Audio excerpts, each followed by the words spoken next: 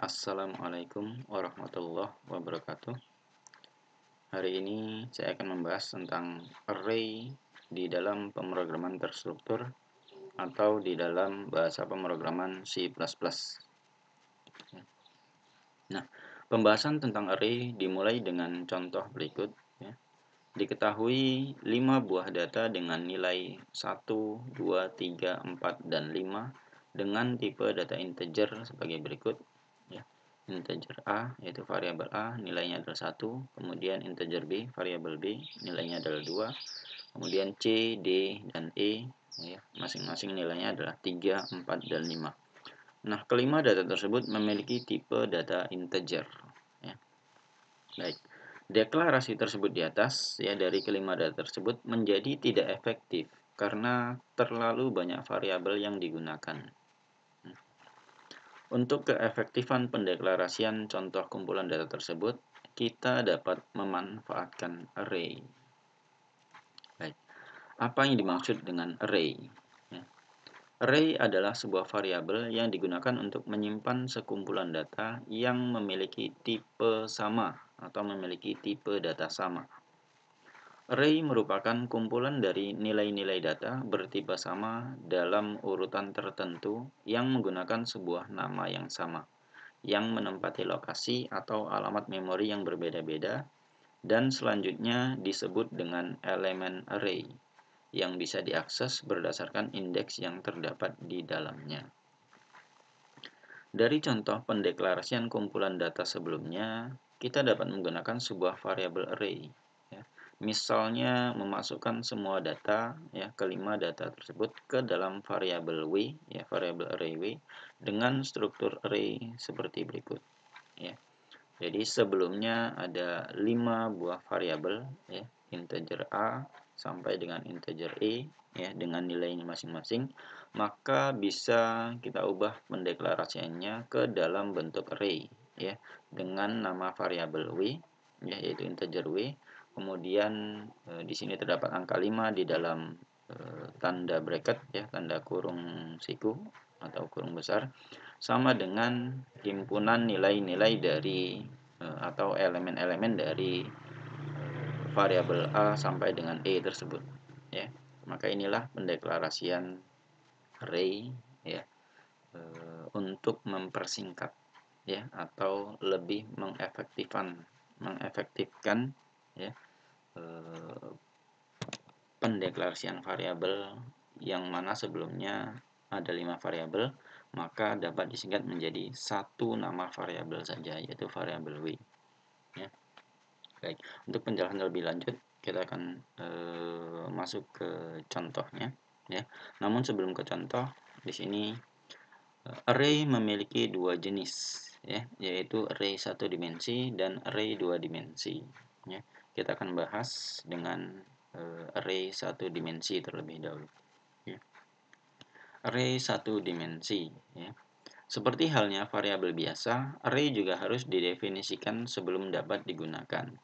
Bentuk umum pendeklarasian array dimensi 1 atau 1 dimensi yaitu tipe data, kemudian nama variabel array, kemudian size di dalam tanda kurung siku atau di dalam tanda bracket. Untuk keterangan, tipe data adalah jenis data untuk variabel array-nya. Tipe datanya apa? Apakah integer, float, atau char? Kemudian nama variabel adalah nama pengenal yang dideklarasikan. Variabel ini terserah. Apakah x, y, atau kata, nama yang lain. Kemudian size. Size adalah jumlah dari elemen array. Jumlah anggota dari array-nya. Berapa data yang terdapat di dalamnya. Baik. Indeks array selalu dimulai dari 0 bukan 1. Dalam pendeklarasian sebuah array, kita harus menggunakan tanda bracket atau tanda kurung siku. Jika kita ingin memanggil sebuah data pada array, misalnya kita ingin memanggil elemen kedua, maka kita dapat menuliskannya dengan sintaks atau dapat memanggil data tersebut dengan menuliskan sintaks seperti ini. X sama dengan A kemudian 1, ya, di mana 1 tersebut berada di dalam tanda bracket atau kurung siku, ya. Maksud di sini adalah X itu adalah variabel yang akan kita gunakan untuk pemanggilan, ya, sebuah array tersebut, ya, atau untuk menampilkan array-nya, ya. Sama dengan A di sini adalah nama variabel array-nya, ya. Kalau di contoh sebelumnya W, maka di sini adalah W. Kemudian satu ini adalah angka indeks array-nya, ya, angka indeks array A tersebut, ya. Ingat, ya, di awal dikatakan indeks array selalu dimulai dari 0, ya, maka di sini indeks 1 berarti nilai array atau elemen array yang akan ditampilkan adalah elemen kedua atau data kedua yang akan ditampilkan, ya. Dengan sintaks ini maka data kedua akan ditampilkan. Oke.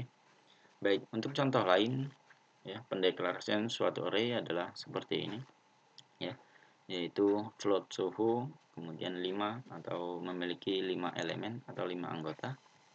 Nah, ilustrasinya adalah seperti ini, ya.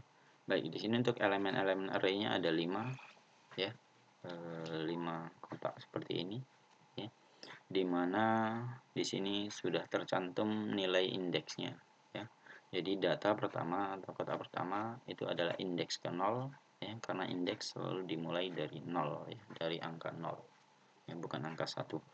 Kemudian untuk data kedua itu indeks pertama, data ketiga indeks kedua, data keempat indeks ketiga, dan data terakhir atau data kelima itu adalah indeks keempat, ya, di dalam struktur array. Oke. Nah, selanjutnya contoh penggunaan array satu dimensi di dalam pemrograman C++. Nah, contoh penggunaan array untuk satu dimensi di dalam pemrograman C++, ya, di sini saya contohkan dengan script program atau struktur program untuk menampilkan, ya, data sesuai dengan nomor urut, ya. Di sini data yang akan ditampilkan adalah data huruf, ya, data huruf pada himpunan huruf yang ada pada variabel array nama, ya. Baik, di sini pertama kita deklarasikan atau saya deklarasikan variabel pilih, ya, untuk penginputan data keberapa yang akan ditampilkan, ya. Kemudian di sini ada char nama 5, ya, ini adalah nama variabel array-nya itu dengan nama, kemudian jumlah elemennya 5, ya. Jumlah elemen kelima ini adalah A, B, C, D, dan E, itu adalah nilai-nilainya. Nah, maka selanjutnya untuk script program ini hasil outputnya adalah sebelumnya ini, ya, pilih nomor urut, kemudian pilihan di sini tinggal kita inputkan data, ya, mulai dari 1 sampai dengan 5. Oke. Nah, selanjutnya output di sini, ya. Output di sini adalah pemanggilan dari variabel, ya. Kemudian sebutkan indeks keberapa yang dipanggil, ya, yaitu urutan keberapa yang dipanggil, ya. Nah, karena indeks dimulai dengan angka 0, maka di sini indeks, ya, yang saya ketikkan di sini harus dikurangi dengan nilai 1, ya. Misalnya di sini saya inputkan 3, ya. Nah, karena saya ingin menampilkan data ketiga, maka data ketiga tersebut adalah indeks yang kedua. Sehingga di sini, ya, data yang kita inputkan ketiga tersebut harus dikurangi dengan 1, ya. Ini adalah penomoran untuk indeksnya, ya. Maka di sini harus dikurangi dengan 1. Baik, bentuk hasil implementasi, ya, dari contoh tersebut, ya, adalah seperti ini, ya. Baik, ini adalah contoh programnya, ya, dan hasil eksekusinya nantinya adalah seperti ini. Ya. Baik, di sini akan ditampilkan, ya, pilih nomor urut untuk menampilkan huruf pertama sampai dengan kelima, ya. Maka di sini misalnya saya pilih huruf keempat, ya. Huruf keempat adalah huruf D, maka saya enter sehingga outputnya adalah huruf D, ya. Jadi output, ya, yang dipanggil di dalam coding program adalah nama variabel kemudian indeks pada variabel array tersebut, yaitu indeks berapa, ya. Jadi di sini pilih kurang 1 ya. Pilih itu adalah angka 4 ini ya. Karena indeks dimulai dari 0 tadi, maka harus dikurangi dengan 1. Sehingga 4 kurang 1 adalah 3 ya. Jadi indeks ketiga itu adalah huruf D ya.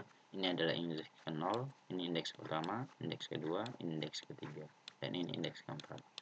Oke. Nah, baik. Ini contoh implementasi untuk array 1 dimensi ya. Nah, selanjutnya ada contoh lain ya, masih dengan array 1 dimensi ya. Nah, ini untuk pengurutan data ya, menampilkan pengurutan data ya, dimana di sini terdapat 5 data juga ya pada variabel array nilai ya, yaitu inputkan 5 data nilai ya. Nilai pertama apa, nilai kedua sampai dengan nilai kelima. Nantinya nilai-nilai tersebut akan ditampilkan berdasarkan indeksnya ya. Itu di sini indeksnya 0 ya, 1 sampai dengan 4 ya. Jadi yang ada di dalam tanda kurung siku atau tanda bracket tersebut adalah penomoran indeksnya ya. Jika nomor tersebut ya disisipkan ke dalam penginputan nama array ya. Jadi pada saat di awal ya nilai 5 ini nilai elemen ya, bukan nilai indeks. Sedangkan pada saat penginputan data ya, nilai 0 sampai dengan 4 ini adalah nilai untuk indeksnya ya. Maka untuk hasil implementasi dari contoh kedua ya, di sini juga sudah saya contohkan ya. Bentuk hasil implementasinya adalah seperti ini nantinya. Baik. Nah, inputkan 5 data ya di sini. Oke. Nah, nilai pertama tinggal kita sebutkan saja, misalnya nilai pertamanya 57, kemudian enter. Nilai kedua misalnya 32, enter. Nilai ketiga 40, nilai keempat 25 ya, nilai kelima misalnya 10. Sudah enter saja, maka nilai-nilai tersebut akan ditampilkan ya di hasil akhirnya atau di bagian akhirnya ya. Oke. Nah, baik, ini contoh kedua ya, bentuk pengujian atau ya, hasil implementasi dari penggunaan array 1 dimensi ya. Nah, selanjutnya masuk ke array 2 dimensi atau array dimensi 2. Array 2 dimensi adalah array yang terdiri dari n buah baris dan m buah kolom. Atau array 2 dimensi juga biasa disebut sebagai array yang mempunyai 2 subscript, yaitu baris dan kolom. Bentuknya seperti matriks atau tabel, di mana indeks pertama menunjukkan baris dan indeks kedua menunjukkan kolom.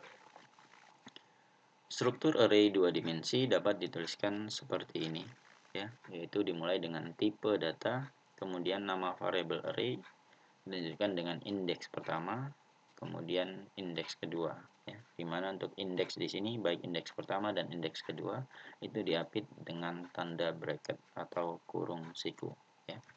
Baik. Untuk keterangan di sini indeks pertama itu menunjukkan baris ya, jumlah barisnya ada berapa. Kemudian indeks kedua menunjukkan kolom, jumlah kolomnya ada berapa ya. Contoh pendeklarasian array 2 dimensi ya, misalnya integer angka 3, 5 ya. Untuk angka ini adalah nama variabel array 2 dimensinya ya, tipe data integer. Kemudian 3 ya, 3 ini indeks pertama yaitu jumlah baris ya. Jadi ada 3 baris nanti. Kemudian angka kedua 5, 5 ini adalah indeks kedua yaitu jumlah kolom ya. Maka di sini ada 5 kolom nantinya. Oke.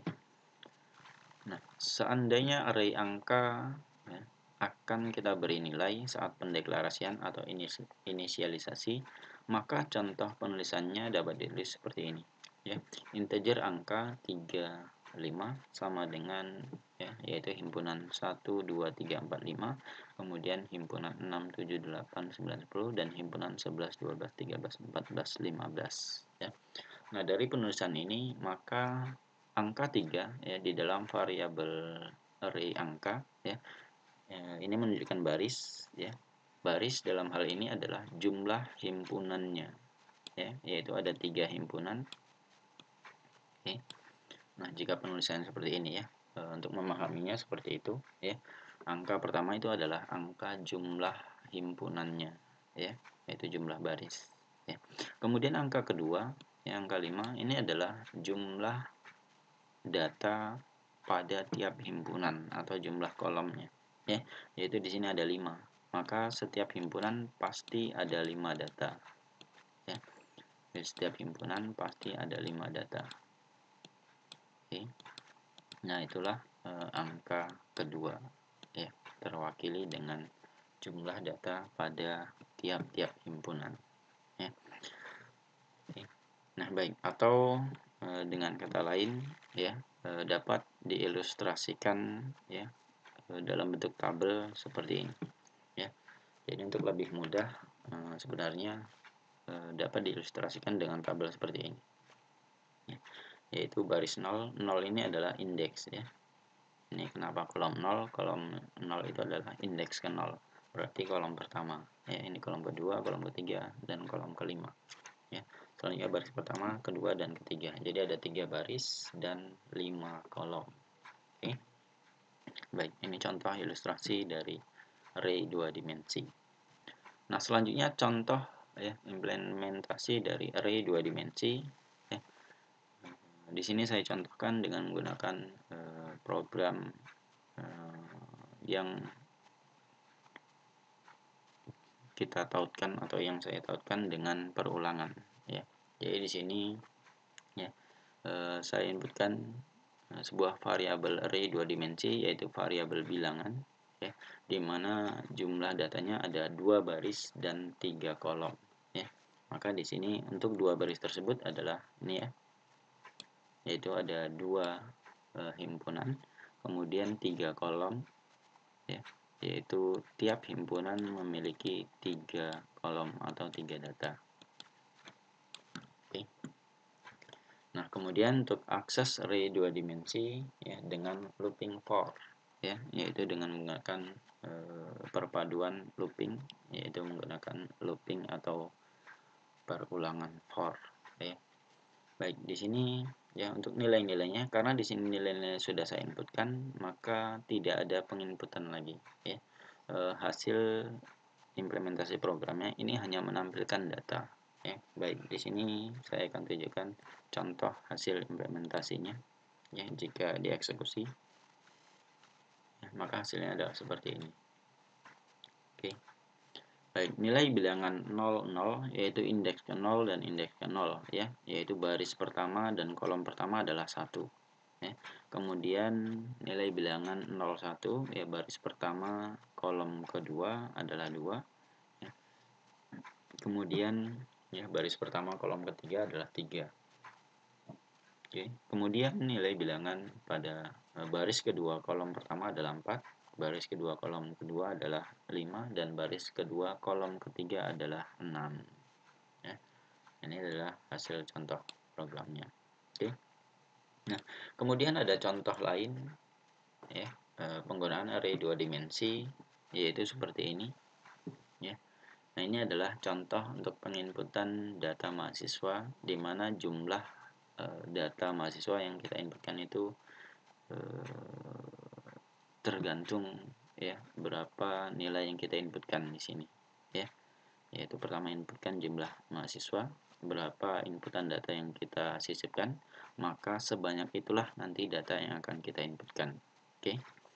Nah, baik, adapun contoh hasil implementasi dari contoh program ini ya adalah seperti ini ya.